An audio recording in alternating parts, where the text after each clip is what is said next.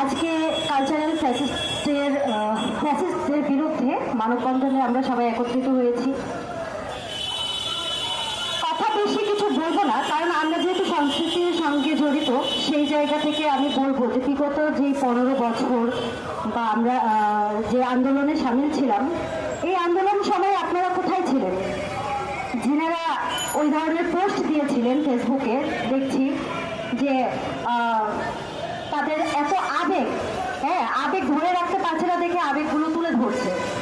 তো আপনাদের এই আবেগগুলো তখন কোথায় ছিল? যে দেশের মানুষরা যখন এত কষ্ট করছিল, খাইতে পারছে না, মন খুলে কথা বলতে পারছে না, কোনো কিছু তাদের অধিকার বুঝে পাচ্ছে না, ভোট দিতে পারছে না, তখন আপনারা কই ছিলেন? আপনারা তখন কোথায় ছিলেন? তখন আপনাদের এই আবেগটা বের হয়ে আসে নাই? আপনাদেরকে বলছি, যেখানে আছেন, এসির মধ্যে আছেন, আপনারা কত শান্তিতে আছেন, আপনারা দেশে ঘর বেঁধেছেন, বিদেশে ঘর বেঁধেছেন, তাহলে সেই জায়গা থেকে আপনাদের এই এত আরাম আয়েস রেখে কেন এত আবেগ আপনাদের উঠলে ওঠে? এই আবেগগুলো দেশের প্রতি দেখান। দেশের এই যে এত কষ্ট করে যারা দেশের জন্য আন্দোলন করলো, যারা রক্ত দিল, তাদের প্রাণের কি কোনো দাম নেই আপনাদের কাছে? রক্তের কোনো দাম নেই? কেন এগুলো করছেন? নিজেরা ভালো আছেন, ভালো থাকেন, গোপনে ছিলেন, গোপনেই থাকেন।